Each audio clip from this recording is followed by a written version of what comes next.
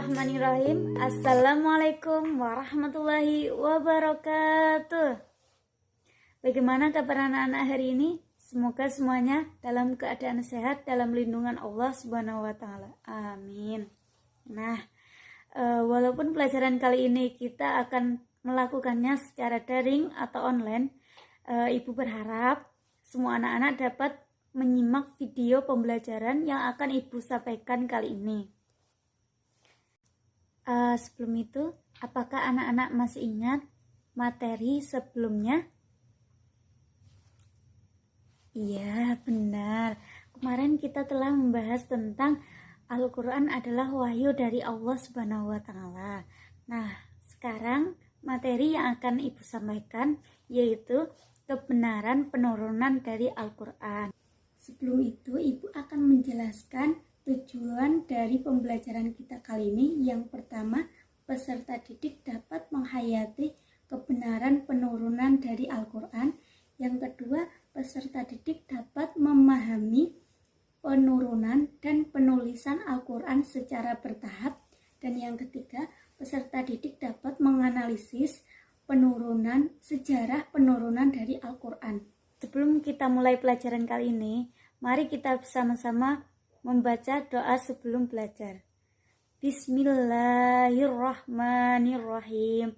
Raditu billahi robba wa bil islami dina wa bi muhammadin nabiyya wa rasula. Rabbi zidni ilma warzuqni fahma. Amin.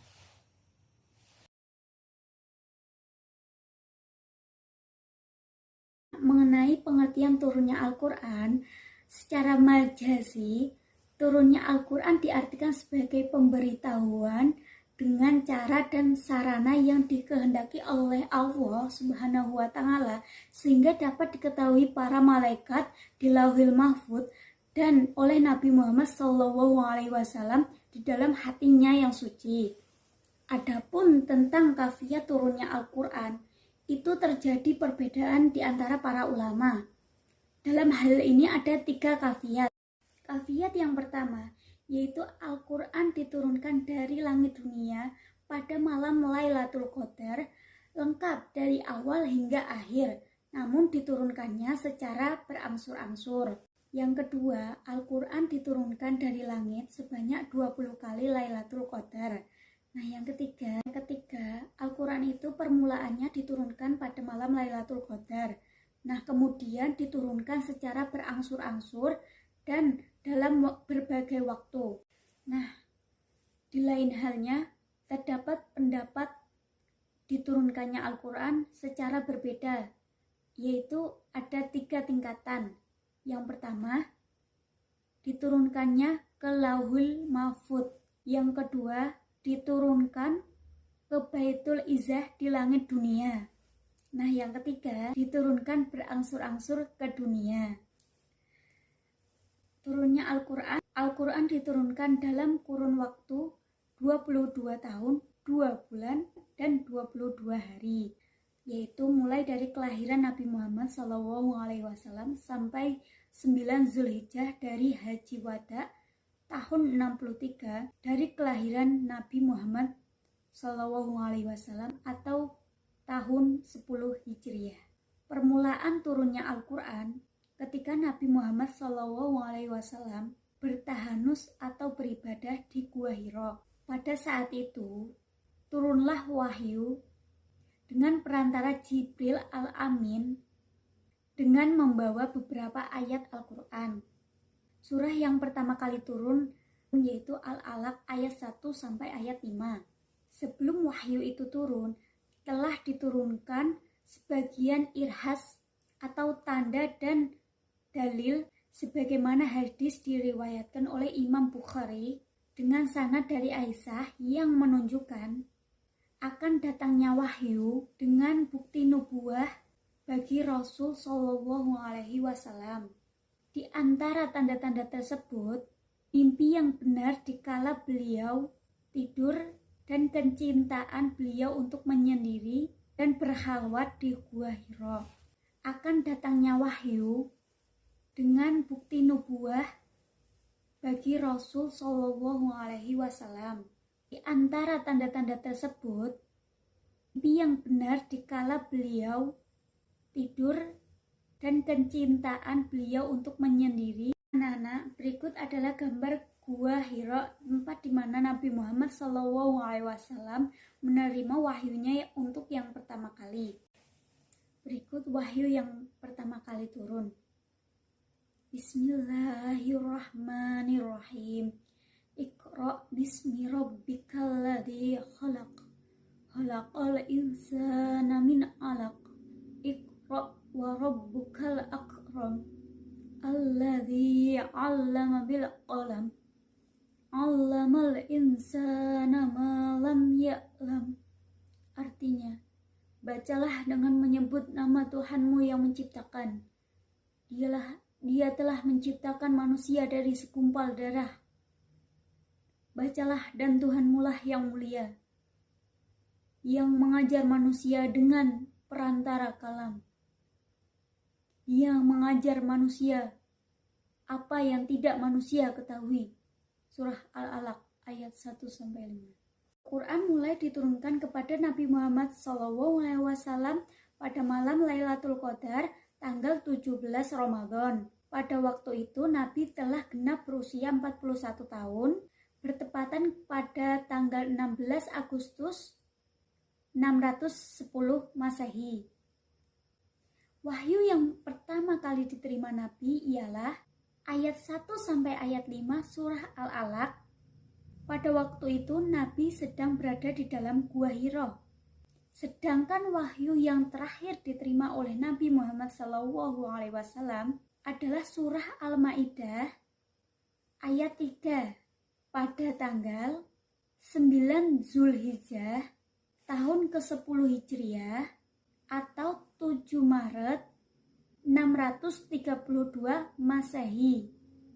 Antara wahyu yang pertama sampai wahyu yang terakhir diterima Nabi secara berselang kurang lebih 23 tahun.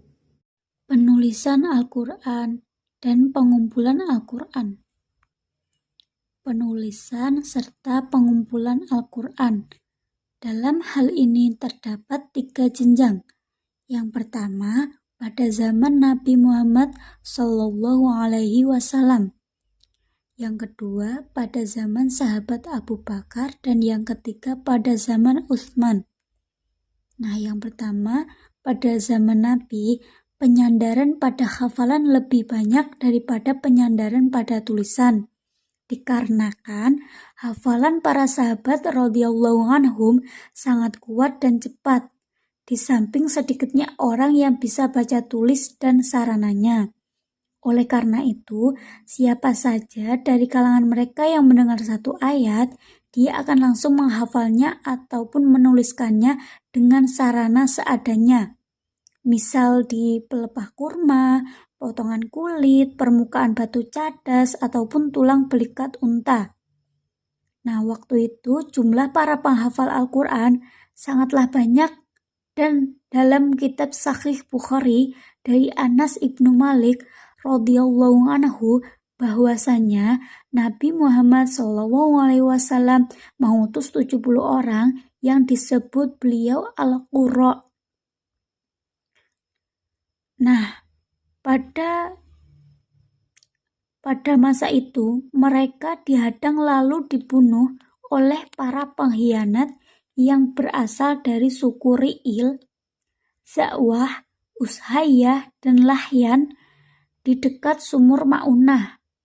Namun, di kalangan para sahabat selain mereka, masih banyak para penghafal Al-Quran seperti Khulafaur Rasyidin, Abdullah ibnu Mas'ud, Salim bekas budak Abu Hudzaifah, Ubay ibnu Ka'ab, Mu'adz ibnu Jabal, Sa'id ibnu Sabit, dan Abu Darda radhiyallahu anhum. Nah, mereka dijamin surga oleh Allah Subhanahu wa Ta'ala karena telah meninggal dalam keadaan jihad. Nah, yang kedua, pada zaman sahabat Abu Bakar. Abu Bakar memberikan perintah agar mengumpulkan Al-Quran supaya tidak hilang. Dalam kitab Sahih Bukhari juga disebutkan bahwa Umar bin Khattab mengemukakan pandangannya kepada Abu Bakar seusai perang Yamamah yang terjadi pada masa itu. Namun, Abu Bakar tidak mau melakukannya karena beliau takut akan dosa. Tetapi atas izin Allah Subhanahu wa Ta'ala yang telah membukakan hatinya, kemudian beliau menyetujuinya.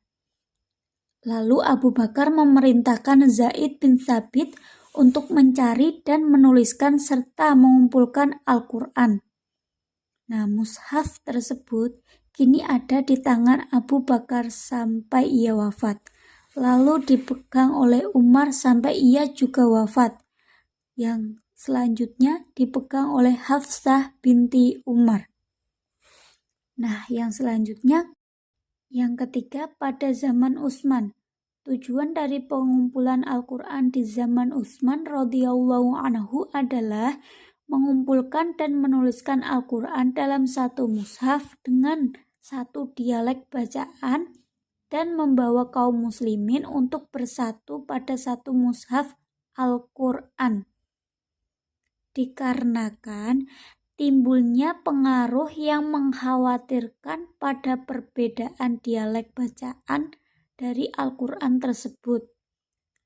Nah, sehingga diperoleh hasil pengumpulan dari mushaf ini yang berupa satu kesatu di tengah-tengah umat muslim.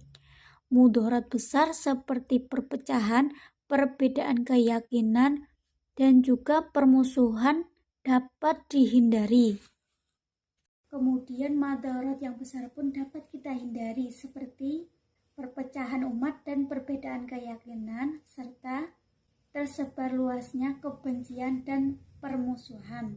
Yang ketiga, mushaf Al-Quran tetap seperti itu sampai sekarang dan disepakati oleh seluruh kaum muslim serta diriwayatkan secara mutawatir, dipelajari oleh anak-anak dari orang dewasa, tidak bisa dipermainkan oleh tangan-tangan yang kotor, para perusak, dan tidak sampai tersentuh oleh hawa nafsu orang-orang yang menyeleweng. Segala puji bagi Allah Subhanahu wa Ta'ala, Tuhan bumi dan Tuhan sekalian alam. Nah, dari penjelasan Ibu dari awal sampai akhir, terdapat kesimpulan sebagai berikut. Al-Quran diturunkan secara berangsur-angsur berupa beberapa ayat dari sebuah surah atau surah yang pendek secara lengkap, dan penyampaian dari Al-Quran secara keseluruhan memakan waktu kurang lebih dari 23 tahun, yakni 13 tahun waktu Nabi masih tinggal di Mekah, 10 tahun waktu Nabi sesudah tinggal di Madinah. Al-Quran mulai diturunkan kepada Nabi Muhammad SAW pada malam Lailatul Qadar tanggal 17 Ramadan. Pada waktu itu Nabi telah genap berusia 41 tahun, bertepatan pada tanggal 16 Agustus 610 Masehi. Wahyu yang pertama kali diterima Nabi ialah ayat 1 sampai ayat 5 surah Al-Alaq. Pada waktu itu Nabi sedang berada di dalam Gua Hira. Sedangkan wahyu yang terakhir diterima oleh Nabi Muhammad SAW adalah surah Al-Maidah ayat 3 pada tanggal 9 Zulhijjah tahun ke-10 Hijriah atau 7 Maret 632 Masehi. Antara wahyu yang pertama sampai wahyu yang terakhir diterima Nabi secara berselang kurang lebih 23 tahun. Ibu akan memberikan sedikit pelatihan untuk anak-anak. Nah, berikut soal yang anak-anak harus kerjakan. Yang pertama, tuliskan wahyu yang pertama kali diterima oleh Nabi Muhammad SAW di dalam Gua Hira. Nah, yang kedua, kapan wahyu pertama yang diturunkan kepada Nabi Muhammad SAW? Yang ketiga, jelaskan proses turunnya Al-Quran secara berangsur-angsur. Yang keempat, apa yang dilakukan oleh Utsman setelah selesai menuliskan Al-Quran secara utuh di dalam satu mushaf. Nah, sekian anak-anak pembelajaran kali ini tentang materi kebenaran penurunan Al-Quran. Nah, apabila anak-anak masih bingung, kurang paham, bisa anak-anak tanyakan kepada ibu secara WA. Nah, mohon dikerjakan dan kita kumpulkan kalau kita sudah bertatap muka. Nah, anak-anak, jawaban tolong ditulis tangan dalam lembar kertas folio dan dikumpulkan saat kita pembelajaran secara offline ya. Jangan sampai lupa ya anak-anak. Subhanakallahumma wa bihamdika asyhadu an la ilaha illa anta astaghfiruka wa atubu ilaik.